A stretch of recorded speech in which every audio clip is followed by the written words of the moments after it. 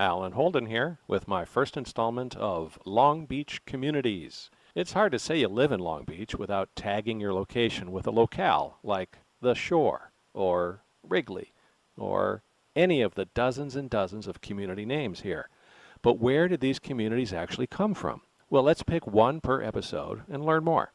For starters, we'll spend the next few minutes in Belmont Heights. I'm Will Cullen, president of the Belmont Heights Community Association. So I'm Maureen Neeley. I am a past president, house historian. So I research the history of properties for individuals, developers, architects, and then I also serve as a substitute reference librarian for the city of Long Beach. For the purposes of radio, let the record reflect that you do have a KLBP shirt on. Yes, right I do. now. I'm a proud supporter and early adopter. Well, good plug. But I see that you have your Belmont Heights community t-shirt on. Sure. I got a Belmont Heights t-shirt and sweatshirt at mybelmontheights.org. That's right.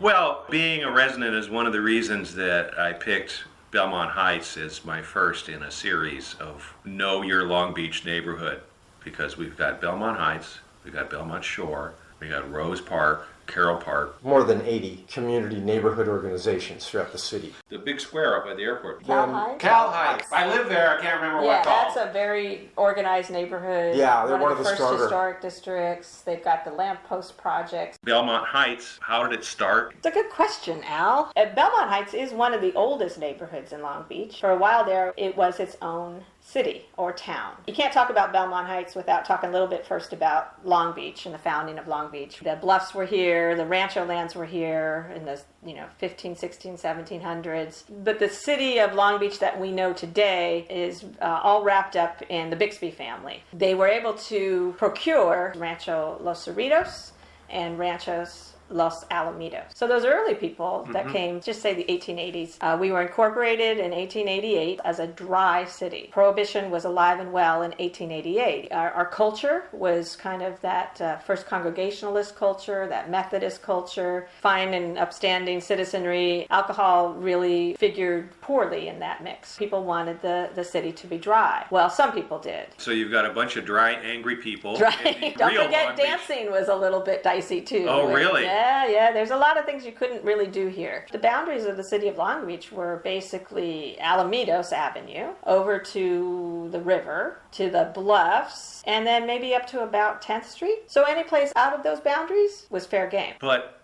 no dancing. No booze. Dancing on Sunday was definitely out. Well, it's a good thing Kevin Bacon didn't live there. He's the new kid in town, and the music's on his side. And there was a time for this law, but not anymore. See, this is our time to dance. But we were footloose, apparently, out here in Belmont Heights. In 1904, that red car comes straight to Long Beach. It unloads thousands of people at this bathhouse and the pier and the amusements area. We start to put hotels downtown, but that also means it's getting crowded. So people start to move out this way, where we can build a little bit bigger and have the benefits of the breezes and the sun. Mira Mar means beautiful view, a beautiful sea. And so people started calling this side of town Mira Mar. At some point, there was some pressure to not call it Mira Mar. Yeah, so we're going to call it Belmont Heights. And because now they've got the red car that now runs along what we call Broadway. It was called Railroad at the time. So you're coming down Redondo. Yeah. And you get to Broadway. Yeah. And there's a little triangle. Yes, Trolley Park. Trolley Park. Yeah. Because it sounds to me like that's where the Trolley red car would get to that area. There was a turnaround. You should see the track map on that. It was a horseshoe shape. You could turn the cars around there, or you could keep on going.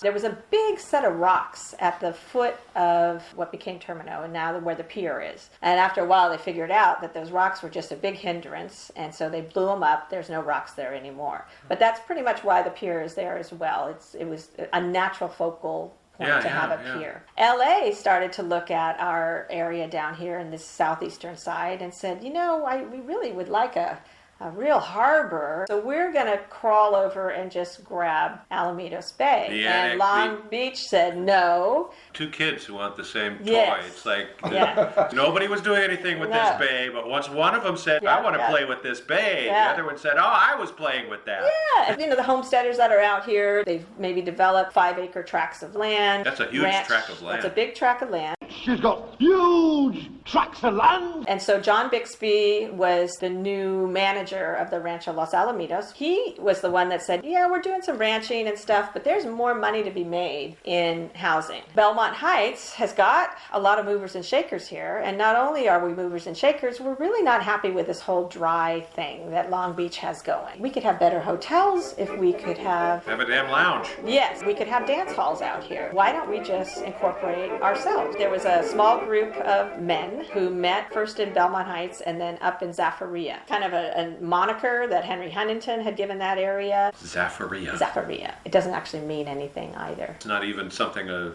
superhero says. No. Bring around the card. Yes. Zaffaria, we're into battle.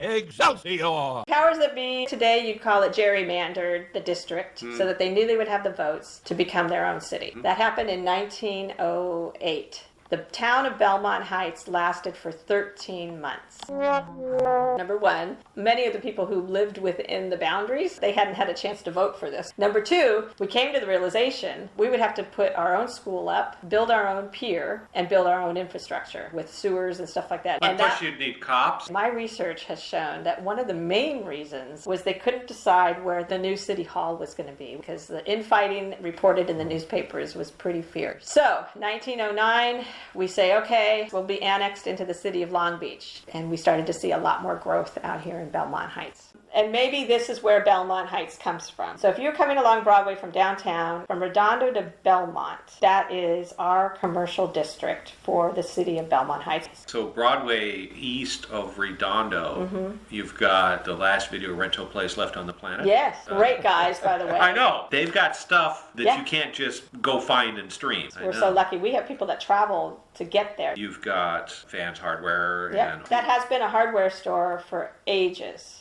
Did you know that the original Mr. Van used to live on Euclid? And Mr. Van died at that house 6 years ago. So our bank, it was the southwest corner of Redondo and Broadway. That building was the Security Pacific Bank. They were the first bank to invest in this side of Long Beach. There's still a safe, and it's a beautiful building. Survived the earthquake. It really is a historic corner, especially for our neighborhood. Where Fosberg's Dry Cleaners is, that used to be a drive-in market. People are able to drive up, have their groceries loaded. yes, you would probably have access to one of these new devices at the time. I think it was called a telephone. And you would use that to telephone the Pick up your grocery groceries. store and tell them what you wanted. And then you could drive in with your automobile. Yeah. And they would bring your telephoned order out to you. It's But true. that was, technology is really, truly amazing. Right. The Belmont Heights Community Association, it's not part of your HOA. This is just a group that came from long ago. Correct, and we're not an authority. We don't make rules, and we, by and large, try to stay out of stuff. We just try to make things better. It's a community force for good. Historically, community groups and associations, neighborhood groups come together because of an issue. I think back around the turn of the century when Belmont Heights was just getting going, people were starting to market this, leaders got together, mostly businessmen, and they formed what was called the Belmont Improvement Association. Now notice there was no Heights in there. That would have been around 1909. They had this grand plan for, having a little shopping district on Broadway. It kind of went away. We tracked it back to like the mid-80s, and we put that on Facebook. And one of our old members says, I actually had reactivated the Belmont Heights Community Association in like 1976. And it was over an issue where the city wanted to widen the alley. So that was back in the 70s. And then in the 80s and 90s, there was other issues. One of the big ones was downsizing the number of units that could be on a Belmont Heights lot. Out of that came the desire to start to look at preserving. So we have two historic districts now, one called Belmont Heights Historic District, and then the second historic district, of course, is Elliott Lane. It's only 1 block long. Basically, it's volunteers who live in a neighborhood who are willing to do something more than complain about something. Well, that's my calling. No, stay away them bushwhacking, hornswoggling, crocker is gonna roll away biscuit cutter. The Belmont Heights Community Association, It's about informing and giving information. you have monthly meetings. I've been to more than one of them. Sure, and you survived it. Yes. So you get a badge for that, With, and a drink.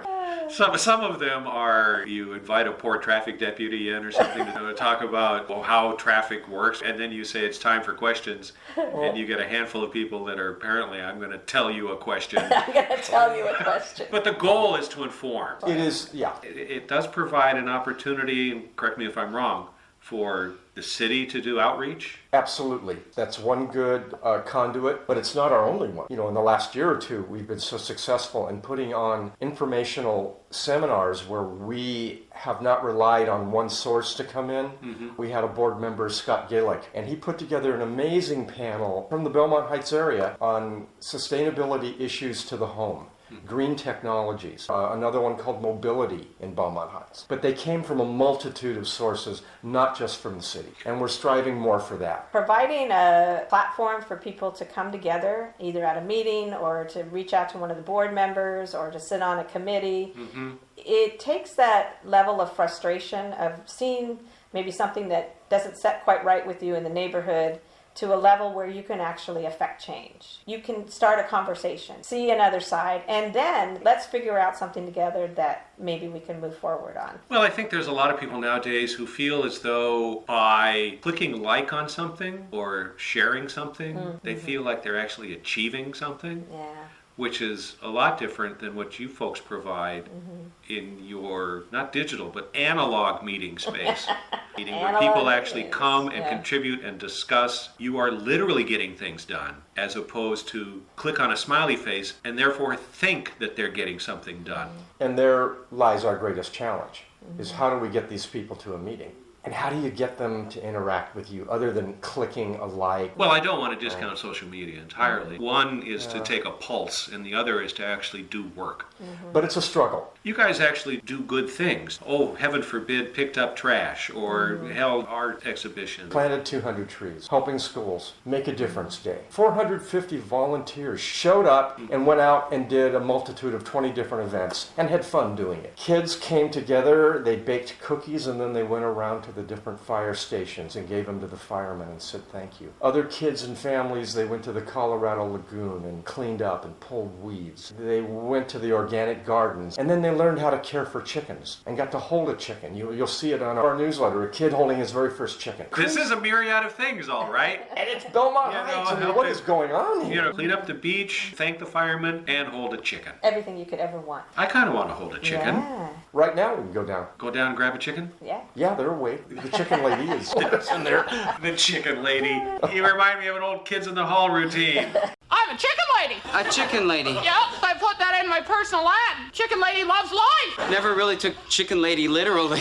You know, one of the things we did a few years ago, we recognized that there's a lot of artistic people that live in Belmont Heights. Painting, sculpture, music. And so we had a few residents in Belmont Heights who decided to hold a get-together. What can we do to celebrate you guys being here and having you be more involved with the neighborhood? The first thing they said is, let's put on a show. Those people who are listening will know where that came from. Let's put on a show. Let's put on a show. Listen, are you kids willing to stick together and pull yourselves out of a hole? You bet.